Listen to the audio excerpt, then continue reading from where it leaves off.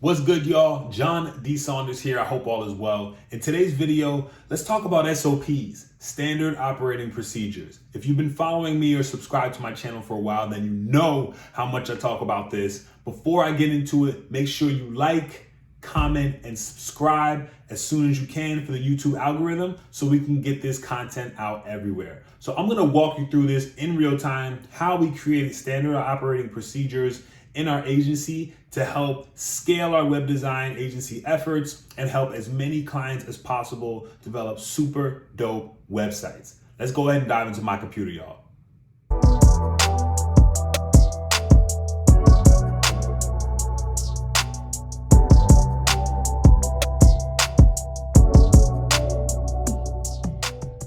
As many of you know, I'm all about creating operating procedures. If you want to learn a little bit more on how to create standard operating procedures, click the video in the upper right. That's probably one of my most popular videos if you initially want to just understand how to create them.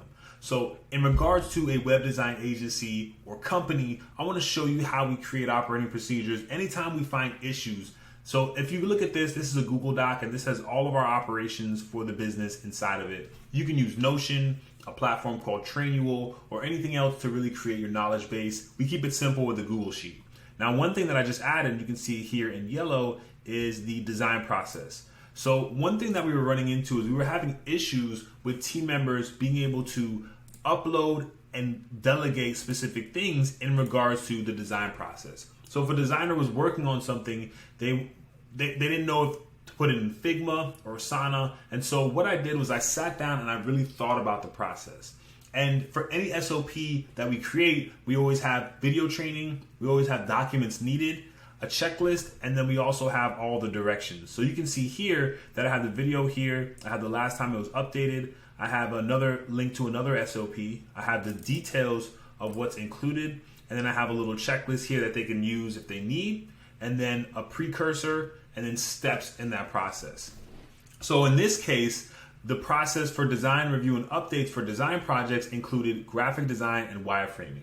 So I wanted the account executive and the design team to be able to collaborate on projects without me having to have direct input, because I saw myself kind of jumping in there. I saw that there was a little bit of confusion. And so one key point is your SOPs are always going to be updating and changing. So what we did was anytime we're doing a design project, these are the files that we're uploading. Logo files, brand guidelines, open graph image, favicon, and so forth. And again, you can feel free to screenshot this if you like. And then in regards to using Figma, we have specific naming conventions for all these files. Because what was happening was designer might upload the wireframe, but they might just put wireframe as a title. It didn't specify if it was lo-fi or hi-fi or what type of wireframe it was. So these are the naming conventions that all the team members need to follow so that we can make sure that we're following and having a consistency.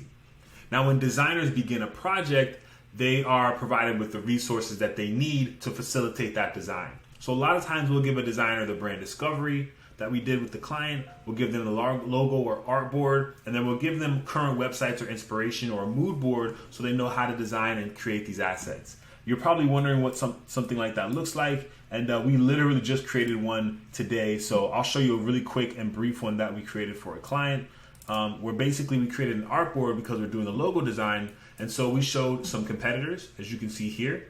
We showed some simple sans serif type fonts that we were looking to emulate, and then we provided them with the color palette. So this is, again, a really simplified version. I'm just trying to keep this concise and tight for you to be able to leverage. So once we give a designer all those assets, once it gets worked on, there's two things the designer needs to do. They need to update it in Asana, right? Leave a comment that it's been updated, and they need to notify a team member in Slack. Now what this does is, one, creates a repository in Asana for the history of how we're working on this project. And then the Slack channel gives instant notification to anyone working in collaboration with the project. So again, think about when you're doing and creating these systems in your agency, think about how you can itemize this and make it easier for all of your team members. After the account executive reviews changes, they add their notes and sends the designer for updates. Then once it's approved, the update is sent to the client for final review, and then all these files get updated to Google Drive. So by creating this process called the design process, this helps the account executives of our team collaborate with our designers and pulls me out where I can just look at big picture and focus on the larger scope of a project. So when you're thinking about making SOPs in your web design business, a few things you want to look at are little holes and little issues that you might run into as an agency. When you're seeing those issues arise, try to sit down and itemize and document your process, because by doing this, you'll be able to mitigate issues, find problems, and make solutions. I hope this was helpful, y'all. A quick training, but again, if you have any questions, drop a comment below.